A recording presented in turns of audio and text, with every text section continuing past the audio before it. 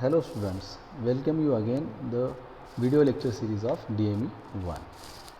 Previously we seen the different theories of failure. That one of the theory of failure we have already seen, that is the maximum principal stress theory. It is also called a ranking theory. Okay, so in that theory we already seen the maximum stress and minimum stress, in which the failure will be the failure of the product will be done. Okay, so today we are going to see the another type of theory, that is a failure theory is maximum shear stress theory. That is the maximum shear stress failure theory, but we call it a theory. Okay, a maximum shear stress theory will be given us the exact point or exact condition where our product will be fail. Okay, so it is also called Tresca and Guest theory. It is also called Tresca and Guest theory. Okay, तो जैसे हमने previous lecture में देखा था कि हमने rankings theory देखी थी, जिसको हम कहते हैं मैक्सिमम प्रिंसिपल स्ट्रेस थ्योरी, जिसके अंदर उन्होंने बताया था कि यील्ड पॉइंट या अल्टीमेट पॉइंट के ऊपर आपका फेलियर, आपका कंपोनेंट किस तरीके से फेल होगा।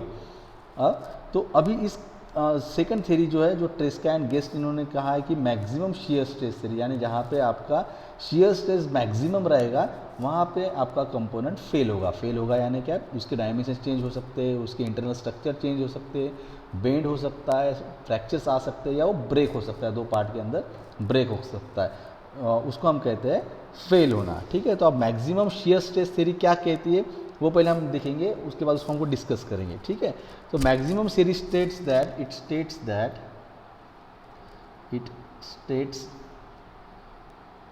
that the failure of mechanical component, the failure of mechanical component subjected to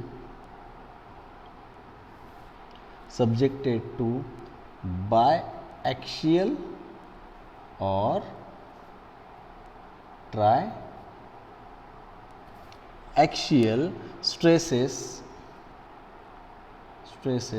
occurs when the maximum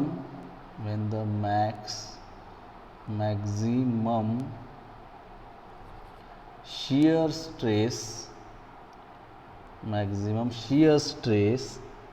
at any point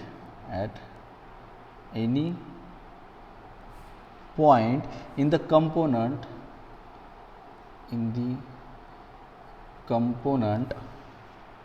becomes equal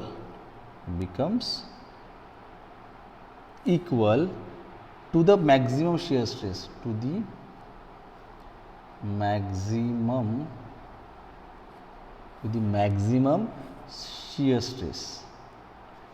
shear stress in the component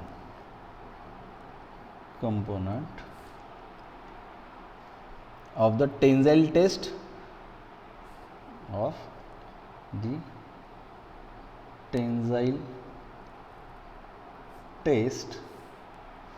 when yielding starts. This theory predicts the maximum shear theory predicts the yield strength in a shear is half of the yield strength in a tension. यानी आपको लिख के देता हूँ, फिर आपको समझ में आएगा। This theory predicts that the yield strength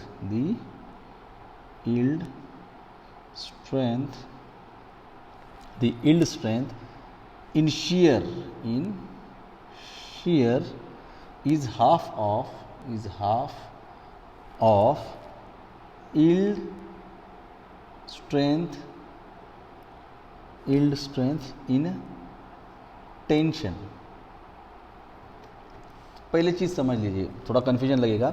maximum share theory क्या कहती है आपको, जहाँ पे मैक्सिमम शेयर स्ट्रेस इंड्यूस्ड होगा, कब होगा, जब आपका कोई भी ऑब्जेक्टिव या component, mechanical component, project, product, जो भी कहोगे आप, वो सब्जेक्टेड रहेगा। सब्जेक्ट यानी उसके ऊपर फोर्स अप्लाई किया जाएगा, उसके बाय एक्सियल पे और ट्राई एक्सियल पे। जैसे मैंने प्रीवियस थ्योरी में बताया था कि बाय एक्सियल क्या रहता है और ट्राई एक्सियल क्या रहता है। तो उस बाय एक्सियल और ट्राई एक्सियल के ऊपर जब भी आप कोई लोड अप्लाई करते हो, जैसे टेंसाइल लोड रहेगा या कोई कॉम्प्रेसिव लोड रहेगा, तो वो लोड जब आप उसके ऊपर अप्लाई करोगे तो उसमें स्ट्रेसेस इंड्यूस हो जाएंगे। तो वो स्ट्रेसेस इंड्यूस जब हो गए तो वो कौन से स्ट्रेसेस इंड्यूस हो गए, जो वहाँ पे मैक्सिमम शेयरिंग होती है। अब मैक्सिमम शेयरिंग यानी कब होती है शेयरिंग, हमेशा याद रखना, शेयरिंग तभी होती है कि जब आप उसके एक्सिस के ऊपर ना लोड लगाते हुए, अपार्ट फ्रॉम एक्सिस, जैसे मैंने जिस बेंड होता है आपका, बेंड होने के बाद आप क्या करते हो कि उसके शेयरिंग, उसके सेंटर एक्सिस के ऊपर लोड नहीं अप्लाई करते हो। लेकिन यहाँ पे क्या होता है, जब आप शेयर करते हो तो शेयरिंग में क्या होता है कि आप उसको दो हिस्सों में टुकड़े करते हो, ट्विस्ट करते हो। तो तब जाके आप उसके एक्सियल लोड पे, एक्सियल एक्सिस पॉइंट के ऊपर आप लोड जब अप्लाई करते हो और उसको ट्विस्ट करते हो, तो अब आपका जो भी प्रोडक्ट रहेगा वो ब्रेक होने के चांसेस ज़्यादा रहते हैं। ट्विस्ट करना यानी क्या, इस तरीके से ट्विस्ट करना।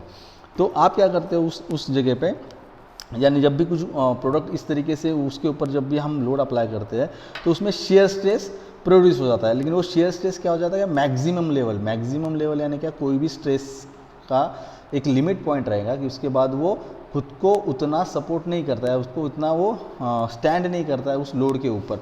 तो उसको हम क्या कहते हैं कि वो मैक्सिमम शेयर्स या मैक्सिमम स्ट्रेस उसका हो गया। तो यहाँ पे क्या है, शेयरिंग ये स्ट्रेस प्रोड्यूस हो रहा है क्योंकि वहाँ पे हमने शेयरिंग लोड अप्लाई किया है। तो जब शेयरिंग लोड जब अप्लाई हो जाएगा तो तभी वहाँ पे शेयरिंग स्ट्रेस जब इंड्यूस्ड होगा तो वो कंपोनेंट क्या करता है, इक्वल हो जाता है। वो जो भी शेयर स्ट्रेस के अंदर आएगा तो वहाँ पे वो शेयर स्ट्रेस शेयरिंग की वजह से टूट जाएगा। जैसे प्रीवियस इसमें देखा था कि टेंसाइल की वजह से टूट जा रहा था या कॉम्प्रेशन की वजह से टूट रहा था, यहाँ पे शेयरिंग की वजह से टूटेगा। तो उन्होंने बोला कि ये थ्योरी और प्रेडिक्ट क्या करती है कि यील्ड स्ट्रेंथ जो रहेंगी शेयरिंग के अंदर वो आधी रहेंगी, किसके अंदर की, जो टेंशन के अंदर हम करेंगे। मान लो जहाँ पे हम शेयरिंग कर रहे हैं, शेयरिंग में क्या होगा, उसका जो भी स्ट्रेंथ रहेगा, यील्ड स्ट्रेंथ, यील्ड पॉइंट जो रहेगा वो आधा हो जाएगा जितना टेंशन में हम लेते हैं। टेंशन में थोड़ा टाइम लगता है, टेंशन में जितना आपको टाइम लगेगा, जितना पॉइंट के बाद वो ब्रेक होगा, उतना उससे भी आधे इसमें, आधे टेंशन में, आधे लोड के ऊपर ही क्या हो जाएगा, ट्विस्ट जब करोगे तो वो टूट जाएगा। ऐसा इस मैक्सिमम शेयर स्ट्रेस का कहना है। ठीक है, अब इसको हम वापस अगर फिगर से देखेंगे या इसको थोड़ा सा इनका फॉर्मूला अगर देखेंगे तो हम थोड़ा देखेंगे इन्होंने किस तरीके से इसको इलाबोरेट किया है। तो इसमें इन्होंने इलाबोरेट किया कि मान लो शेयरिंग स्ट्रेस आपका जो शेयर स्ट्रेस है किस तरीके से दिखेगा। मान लो आपका पूरा कंपोनेंट है, इसको आप तोड़ रहे हो तो इसके बाद इस तरीके से दिखेगा। इसमें क्या है, आपका एक्सिस, जैसी आपका अभी जो देखे हुए आप, इसमें इस तरीके से फोर्स इसके ऊपर अप्लाई किया जाएगा, एक फोर्स इस तरीके से अप्लाई किया जाएगा, राइट। देन ये क्या रहेगा, यहाँ पे शेयरिंग हो रही है इसलिए इसको हम टाउ कहेंगे, और एक्स वाई में ही हमेशा शेयरिंग होती है इसलिए हमेशा उसको एक्स वाई में ही आपको दिखाना पड़ता है। टाउ एक्स वाई यानी एक्स वाई डायरेक्शन में शेयरिंग हो रही है। यहाँ पे स्ट्रेस प्रोड्यूस हो रहा है किस डायरेक्शन में, एक्स डायरेक्शन में। यहाँ पे स्ट्रेस प्रोड्यूस हो रहा है कहाँ है, वाई डायरेक्शन में। अब यहाँ पे क्या हो रहा है, आपका एंगुलर मोशन में ट्विस्ट हो रहा है। एंगुलर मोशन में ट्विस्ट होने की वजह से क्या हो जाता है, आपका एक एंगल दिखेगा आपको इस तरीके से एंगल आएगा। ये एंगल है आपका, तो जो है आपका एंगल दिखेगा तो वो एक समथिंग सर्टन एंगल रहेगा जो हम इसको थीटा से डिनोट करते हैं।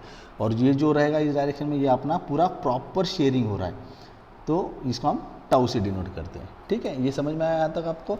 ये आपको टाउ से डिनोट करने के बाद आपको यहाँ पे दिख के आएगा कि यहाँ पे ये शेयरिंग हो रही है। ठीक है, हाँ, शेयर हो रहा है। अब इसका टू डायमेंशनल हम देखेंगे किस तरीके से। तो यहाँ पे टू डायमेंशनल स्ट्रेस कंडीशन, या सॉरी टू डायमेंशनल कंडीशन, यहाँ पे शेयरिंग है तो इसमें स्ट्रेस नहीं आएगा। टू डायमेंशनल स्ट्रेस कंडीशन बोल दीजिए, नॉर्मल कंडीशन बोल दीजिए। तो इसमें टाउ मैक्स आपको निकालना है। ऑब्वियस चीज़ है कि हमने क्या देखा है कि मैक्सिमम शेयर स्ट्रेस थ्योरी क्या कह रही है कि जहाँ पे स्ट्रेस सबसे ज़्यादा होगा या सब मैक्सिमम होगा तब जाके आपका कंपोनेंट ब्रेक होगा, फेल होगा, डायमेंशन चेंज हो जाएंगे, फ्रैक्चर होगा। तो वो किस तरीके से फाइंड आउट करेंगे हम, तो टी मैक्स का फॉर्मूला क्या कहता है आपको, sigma 1 minus sigma 2 divided by 2। अब सिग्मा 1 एंड सिग्मा 2 यानी क्या, स्ट्रेस, मैक्सिमम स्ट्रेस और मिनिमम स्ट्रेस आ रहा है समझ में, डिवाइडेड बाय 2। ठीक है, और हम उसको और थोड़ा सा इलेबरेट करेंगे तो आपको और आंसर क्या मिलेगा, एक सब प्रॉपर जो हमको दिखेगा, तो वो इस तरीके से आपका फॉर्मूला मिलेगा, tau max is equal to plus और minus in under root, plus और minus under root sigma max minus sigma y divided by 2 bracket square plus tau square x y, tau square x y. इस फॉर्मूले के बाद आपको आपका proper answer मिलेगा, proper shear stress समझ में आएगा कि कौन से शेयर स्ट्रेस के ऊपर, यानी कौन सा जो पॉइंट है शेयर स्ट्रेस का, जो पॉइंट रहेगा शेयर स्ट्रेस का, वो शेयर स्ट्रेस का यहाँ पे आप फाइंड आउट करोगे और वहाँ पे आपको समझ में आएगा कि इसकी ये मैक्सिमम लिमिट है उस कंपोनेंट की जहाँ पे ये शेयर स्ट्रेस इतने वैल्यू तक करेगा। मान लो जो भी आंसर आएगा इसका, मान लो 400 न्यूटन पर एम आएगा, तो 400 न्यूटन पर एम तक इसका मैक्सिमम शेयर स्ट्रेस रहेगा। इसके बाद इसके ऊपर अगर और शेयरिंग होगी तो इसके बाद वो फेल हो जाएगा। आ रहा है समझ में? तो ये थ्योरी आपको ये बता रही है। देन नेक्स्ट थ्योरी है आपकी, वो देखेंगे हम, वो है डिस्टॉर्शन एनर्जी थ्योरी। नेक्स्ट जो आपकी थ्योरी है वो है distortion energy theory, distortion energy theory, distortion energy theory है। इसको हम क्या कहते हैं, हैंकिंग्स थ्योरी, इसको और हम क्या कहेंगे, हैंकिंग्स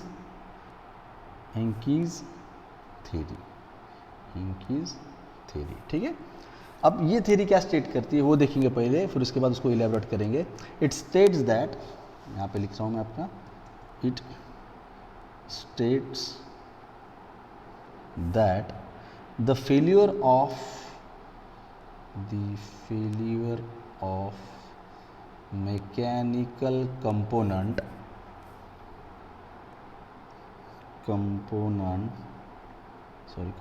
subjected to biaxial or triaxial stresses occurs when the strain energy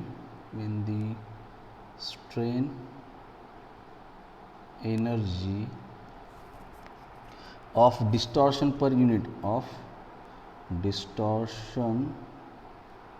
per unit volume at any point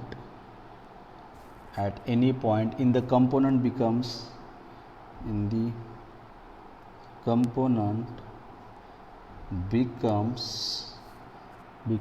to the strain energy becomes equal to the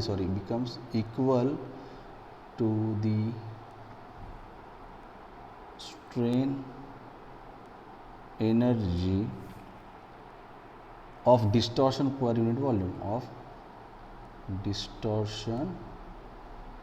per unit volume, in the standard specimen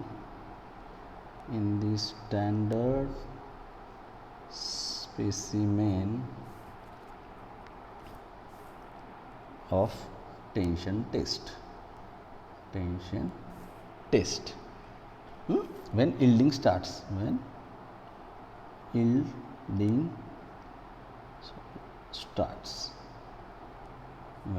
starts, ठीक है। अब इसको हम figure में देखें, पहले समझ लीजिए इन्होंने क्या कहा है, सेम वही है, बस इसमें क्या किया है इन्होंने कि इसका जब स्ट्रेन कंसीडर किया जाएगा, इस थ्योरी के अंदर हम स्ट्रेन कंसीडर करते हैं, प्रीवियस 2 थ्योरी के अंदर हमने स्ट्रेस कंसीडर किया था।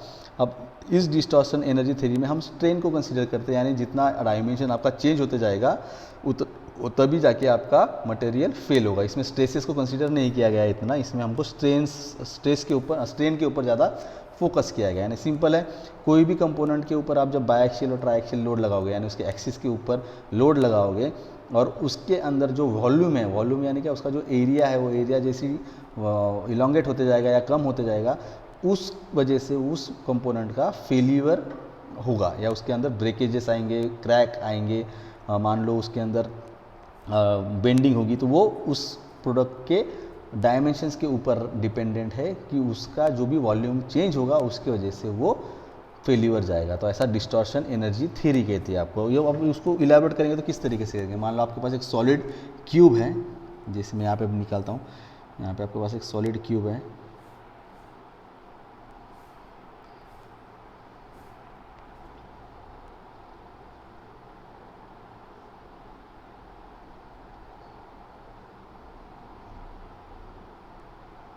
इस तरह से आपका सॉलिड क्यूब है। अब इसमें जब भी हम इसको टेंसाइल स्ट्रेस लगा रहे हैं, यानी बाहर आउटवर्ड्स टेंसाइल फोर्स अप्लाई कर रहे हैं इस तरीके से, तो वहाँ पे स्ट्रेसेस भी कौन से प्रोड्यूस होंगे, ऑब्वियस है टेंसाइल प्रोड्यूस हो जाएंगे, स्ट्रेसेस भी टेंसाइल ही प्रोड्यूस होंगे। यानी कि यहाँ पे हमारा स्ट्रेस दिख रहा है, सिग्मा यानी कि आपका स्ट्रेस जितने डायरेक्शन में हुआ। तो ठीक है, तो अब इसको हम थोड़ा इलाबरेट करेंगे कि इसके अंदर इलाबरेशन किस तरीके से रहेगा। जैसे इन्होंने बताया कि इसके अंदर जो एनर्जी है, जो कौन सी एनर्जी है, स्ट्रेन एनर्जी है। तो वो स्ट्रेन एनर्जी जो ये क्यूब है, इसको हम क्या कहेंगे, एक क्यूब कहेंगे। इस क्यूब के अंदर एक स्ट्रेन एनर्जी क्रिएट होंगी, उसको हम करते हैं डिनोटेड यू से, कैपिटल यू से। यानी जो भी हमारी स्ट्रेन एनर्जी रहेंगी, यानी मान लो कि ये टोटल स्ट्रेन एनर्जी है, उसको हम किससे डिनोट करेंगे, it is denoted by strain energy denoted by capital you, ठीक है, ऑफ द क्यूब। यानी ये जो भी इस क्यूब, इसको हम यू कहेंगे। तो यू का फिर एक स्टैंडर्ड फार्मूला जो बेसिक कंसिडर किया गया है, U is equal to half of sigma 1 और फाई। आप इसको साई कहेंगे, फाई कहेंगे, जो भी कहेंगे इसको आप वो कहो, then half of sigma 2 phi psi, then 1/2 of sigma 3 psi 3, ठीक है, आ रहा है समझ में। तो इस तरीके से हम इसको हम क्या कहेंगे। अब ये क्या है आपके पास, फाई साई, ये है आपका पास, ये आप कोई म्यू भी कहता है इसको, तो एक्चुअली बहुत अलग अलग नाम है इसके। तो सिग्मा फाई, इसको हम कहेंगे ये प्रिंसिपल स्ट्रेन है। क्या है आपके पास, ये प्रिंसिपल स्ट्रेन। यहाँ पे लिखता हूँ मैं आपका, sigma is the principal strain, principal strain, ठीक है। प्रिंसिपल स्ट्रेन क्या कहता है आपका, तो जब भी आपका प्रिंसिपल स्ट्रेन है यहाँ पे, तो आपको जब आप इसको कैलकुलेट करोगे, आप मान लो ये आपके पास एक स्टैंडर्ड फार्मूला हो गया, जो टोटल स्ट्रेन निकालना है आपको, टोटल स्ट्रेन एनर्जी निकालने के लिए आपके पास एक स्टैंडर्ड फार्मूला आ चुका है। अब इस स्टैंडर्ड फार्मूले में आपको क्या दिखता है कि सिग्मा 1 सिग्मा 2 सिग्मा 3 आपके पास रहेगा। एक तो एज्यूम किया रहेगा, या आपको दिखेगा, या आप इसको फाइंड आउट कर सकते हो। सिग्मा जैसे मैंने बताया था, सिग्मा 1 मैक्सिमम स्ट्रेस, वो उस तरीके से आप इसको कैलकुलेट कर सकते हो। लेकिन यहाँ पे फाई नहीं है, प्रिंसिपल स्ट्रेन नहीं कर सकते हो आप। तो उसके लिए आप क्या कहेंगे, हम प्रिंसिपल स्ट्रेस को एक एक जो फाई 1 फाई 2 फाई 3 इसको फाइंड आउट करने के लिए एक इंडिविजुअल फार्मूला रहेगा। तो यहाँ पे क्या रहेगा, जैसे अब यहाँ पे मैं लिखता हूँ कि principal strain phi 1 phi 2 becomes, फिर इसका इंडिविजुअल हम एक एक लेंगे, ठीक है। तो इंडिविजुअल निकालने के लिए मैं यहाँ पे लिख दूँगा, इंडिविजुअल निकालने के लिए। तो यहाँ पे इंडिविजुअल हम देखेंगे किस तरीके से। तो इंडिविजुअली क्या रहेगा आपका, phi 1 is equal to half of 1 by E in bracket sigma 1 minus mu into sigma 2 plus sigma 3 whole bracket close. अब यहाँ पे बोलोगे, फिर से मैं पूरा फार्मूला निकालेंगे, उसके बाद मैं आपको इसको इलेबोरेट करूँगा। Sigma 2 5 2 1 divide by 1 by E sigma 2 minus mu sigma 1 plus sigma 3 bracket close 5 3 1 by E sigma 3 minus mu sigma 1 plus sigma 2 plus sigma 2, ठीक है। अब आप कहोगे कि ये इसमें ई क्या है, इसमें ई क्या रहेगा आपका, इलास्टिक लिमिट। इसमें क्या रहेगा आपका, इलास्टिक या मॉड्यूलस ऑफ इलास्टिसिटी या मॉड्यूलस ये, और म्यू क्या रहेगा आपका, म्यू रहेगा इसमें पॉइजन्स रेशो,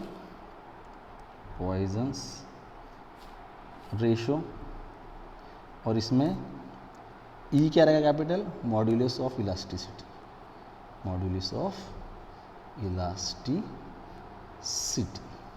ठीक है। ये इसमें फाइंड आउट करते हैं। तो फिर आपका एंड में जो फॉर्मूला आएगा, मेन जब कैलकुलेट पूरा किया जाएगा, तो इस तरीके से दिखेगा आपका मैक्सिमम स्ट्रेस ई, यानी इसमें स्ट्रेस लिखेंगे हम, तो उसको हम कैलकुलेट करेंगे इस तरीके से, ब्रैकेट में sigma 1 minus sigma 2 bracket square plus again bracket sigma 2 minus sigma 3 bracket square plus sigma 1 minus sigma 3 bracket square divided by 2 bracket close. तो इस तरीके से आपको डिस्टॉर्शन थ्योरी अगर यूज़ करनी है, डिस्टॉर्शन थ्योरी अगर अप्लाई करके हम जब देखेंगे कि इस तरीके से आपको फार्मूला मिलेगा, उस फार्मूले के अंदर हमें वैल्यूज़ पुट करनी है और जो आंसर आपका आएगा वो आंसर आपका ये डिनोट करेगा कि यहाँ पे जो मैक्सिमम स्ट्रेन है, जो मैक्सिमम स्ट्रेन एनर्जी से यूज़ करने के बाद जो स्ट्रेस प्रोड्यूस हो रहा है मैक्सिमम स्ट्रेस, वो मैक्सिमम स्ट्रेस आपका आंसर देने वाला है कि आपका मटेरियल कब फेल होगा, किस पॉइंट पे फेल होगा और किस कंडीशन में फेल होगा। ठीक है, तो अभी तक तो हमने 3 डिफरेंट टाइप के थेरीज देखे, फेलियर थेरीज, जिसमें हमने फर्स्ट देखा मैक्सिमम प्रिंसिपल स्ट्रेस थेरी जिसको हम रैंकिंग्स कहते हैं, उसमें हमने मैक्सिमम स्ट्रेस निकाला, मिनिमम स्ट्रेस का फार्मूला देखा। देन सेकंड देखा हमने मैक्सिमम शियर स्ट्रेस थ्योरी, जिसके अंदर हमने देखा कि शियरिंग करते समय ट्विस्ट करने के बाद मटेरियल कब फेल होगा, उसका फार्मूला हमने फाइंड आउट किया कि जिसके अंदर जो आंसर आएगा वो आपको देगा एक स्ट्रेस का वैल्यू, और उस स्ट्रेस की वैल्यू को ही आपको कंसिडर करना है कि वो उसकी मैक्सिमम स्ट्रेस रहेगी, शियर स्ट्रेस रहेगी। और नेक्स्ट जब हमने थर्ड एक देखा है कि डिस्टॉर्शन एनर्जी थ्योरी, जिसके अंदर हमने स्ट्रेन को कंसीडर किया है कि किस तरीके से आप अगर डायमेंशंस को चेंज करने के बाद फेलियर होगा कंपोनेंट तो वो कब चेंज होगा, तो वो देखने के लिए भी हमने ये फार्मूला उसको अब देख रहा है। ठीक है, इस तरीके से हमने आपका डिफरेंट थेरीज ऑफ फेलियर भी देख लिया। अब नेक्स्ट लेक्चर में हम एक डिज़ाइन प्रोसीजर देखी जाएंगी, अगर अलग अलग सेक्शन के लिए किस तरीके से अगर आपका सेक्शन अलग रहेगा तो उसके फॉर्मूलेज क्या रहेंगे वो भी हम देखेंगे, उसको डिराइव करने की करेंगे, और उसके बाद हम उसका न्यूमेरिकल देखेंगे। तो फिलहाल आज के लेक्चर में इतना ही। Thank you.